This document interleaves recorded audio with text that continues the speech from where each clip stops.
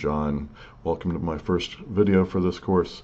So we're going to be looking at a bunch of examples. First on errors. When you get an error message, how do you understand what it means and fix the problem? Second, we're going to look at a few programming tips that should help you when you're writing your own code. So here's our first example. Let's run it and see what happens. It starts to print out this message about the volume of a cube, but then has a name error saying that volume is not defined. Okay, and it highlights the problem line here, where in fact we are using the function named volume to do our computation. But where did I define volume? Well, I didn't. I defined volume cube. Okay, here I should be calling volume cube. So let's fix that. Okay. So now let's run it again and make sure, oh, whoops, we have another name error. This time I used the name SIDDE here in this line instead of the variable name SIDE, side. Okay, so a typo here. Okay. So running it, finally it works. So notice that we get a name error when we misspell either a function name or a variable name here. And don't have a definition of that name. All right, let's see what happens with this next example. We'll run it, and well, once again, we get a name error here. Name random is not defined. So, well, we're trying to use random.randrange to roll a die. What's the problem here? Well, here, let's go to the documentation. Okay. And we can scroll down here to the random module, and it tells us, well, yes, random.randrange is right. But whenever we need to use it, well, yeah, import random, we forgot that, and it tells us up here, whenever we're using anything from this module, import random. We forgot to do that in our code here, so let's add that. We didn't provide that definition of random, that it's a module here. So let's try this again, running it, and it works fine. It rolls our dice, and each time we get a different value for our pair of die. In this example, we want to compute the volume of the sphere. Let's see what happens when we run it. We get an attribute error. Module object has no attribute pi.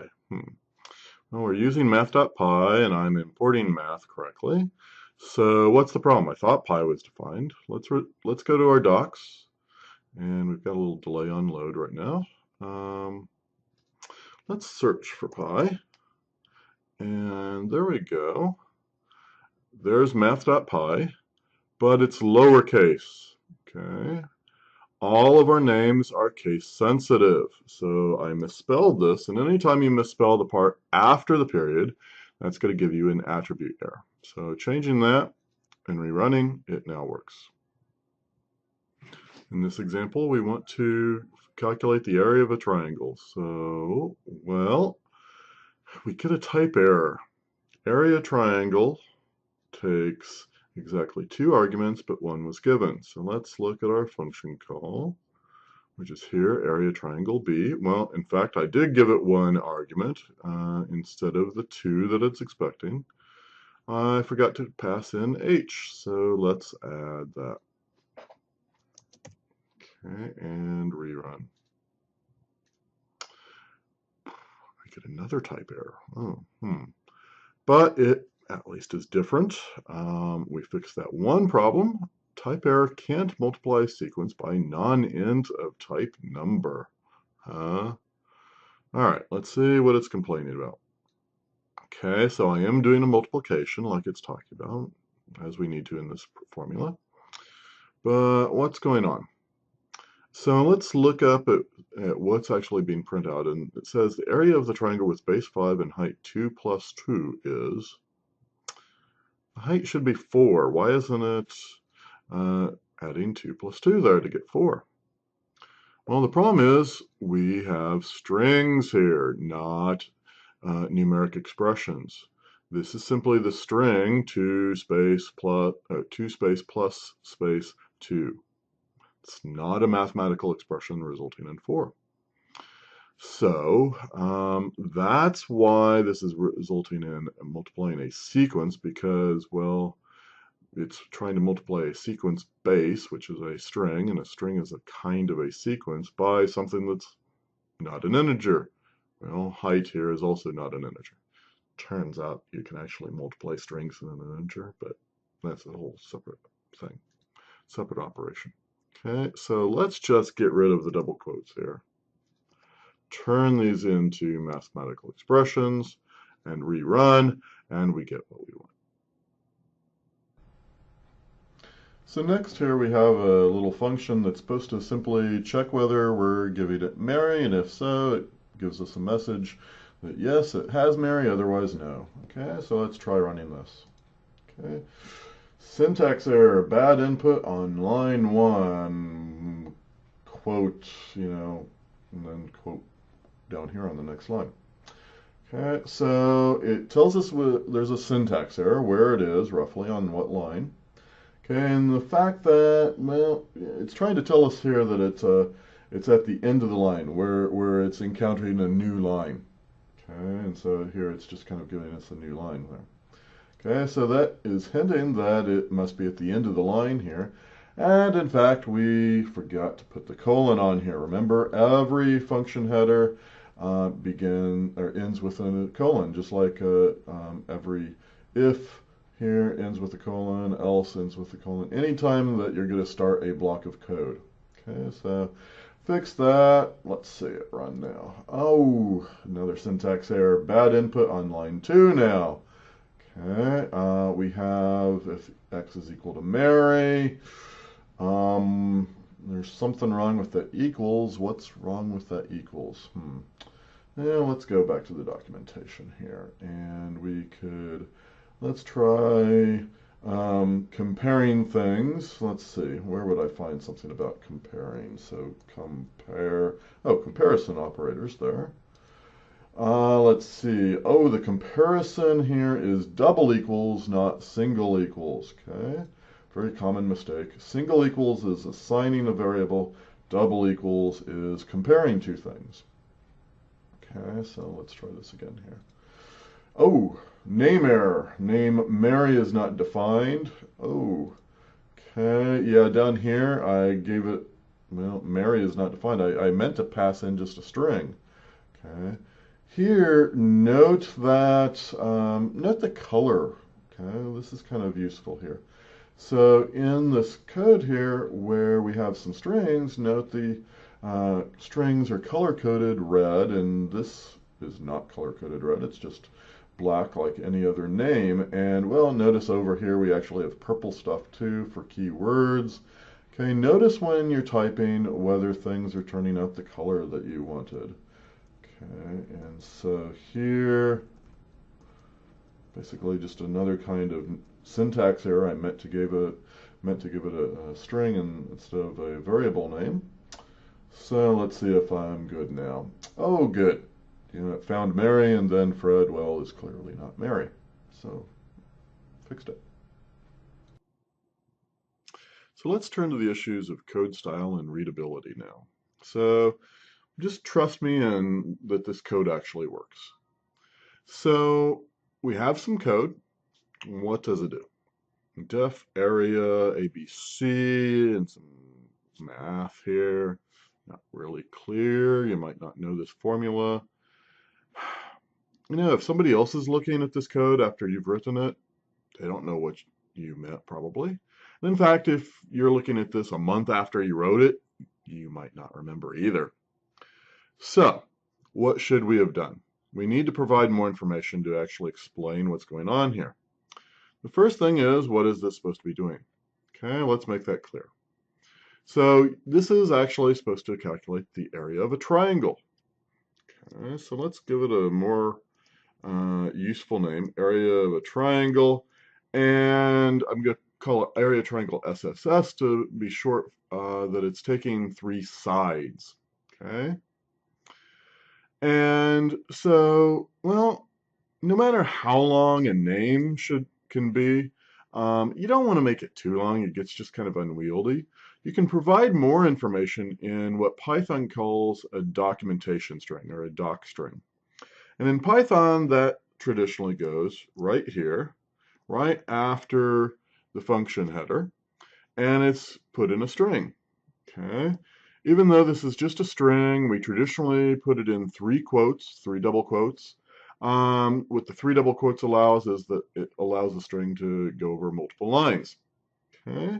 Now, what should go in a documentation string? You should talk about what are the inputs, what's the output, and how those relate. So here we could say, for example, that this returns the area of a triangle given the lengths of its three sides.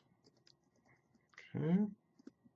Now, the documentation string tells you what it does not tell you how it actually does that. Okay. So we've got some weird math here. You might recognize it, you might not. Okay. It's actually a standard formula known as Heron's formula. Okay. So I'm going to write that down. You know, somebody can look up Heron's formula and say, aha, you actually typed in Heron's formula correctly. Okay, well, I'm going to put this in a comment. A comment starts with one of those hash signs or pound signs. Okay, and note that I'm not putting this in the documentation string. Okay, this is different. This is telling somebody how I'm calculating this as opposed to what I'm actually calculating.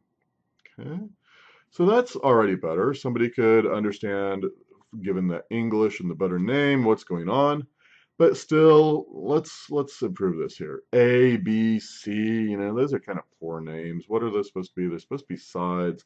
But let's make this clear. Let's rename them side 1. And I'm going to add in some spaces for readability too. Side 2 and side 3, and be sure to do that consistently.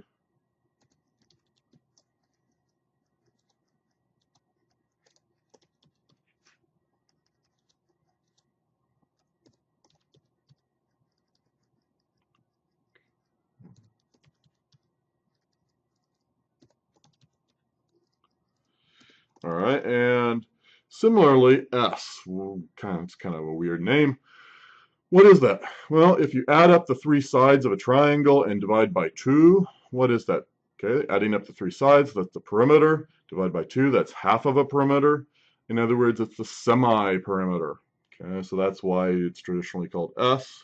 Let's actually give it a longer name called semi-perim, you know, more descriptive.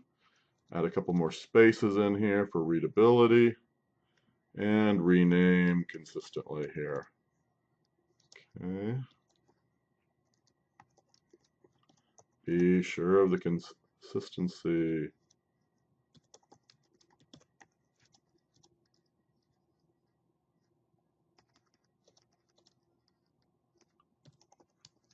Now, one thing you can see that's not very readable is now I have a really long piece of code, a really long line. Well, you can break that up. Okay. Notice the indentation. So I have the one formula within the square root that's broken up on 4 lines, so it's more readable, and in fact they stack on top of each other, 4 things that I'm multiplying. So this is definitely a much more readable version, and somebody could read this and understand what's going on. So this little program here is supposed to tell us, you know, what is the favorite thing of our various instructors. So Joe loves games, that's this course. Scott loves ties, as you should be seeing from his videos, and I love the outdoors, but, well, I'm here in front of a computer all the time. So, well, let's run it, and, well, it reports that I love the outdoors, but, Jeannie, my wife, who's not an instructor, none? Where's that none coming from? Well, first of all, note that because Jeannie is not one of these options, it doesn't meet one of these branches here. It just follows through, and at the end of the function, there's nothing left to do. So it just returns a special value called none, which signifies that there's no value there. Okay. Now that seems kind of strange, and in particular in a larger program, if this was just a piece of some larger thing, you'd probably have a hard time tracking down where the problem was. Okay, so we'd like to have some way of saying, hey, something's wrong here. You gave me an invalid input that I wasn't expecting. And so here is one really simple way of doing it. Just make sure that each of your ifs has an else case. Okay, else, okay, some other value of instructor is here. Let's print out a message. Favorites saw invalid instructor, and here's our value Genie. Whoops, instructor. And so we can run that, and it gives us this message saying, hey, this function saw an invalid input. Now I know where to look and where the problem was.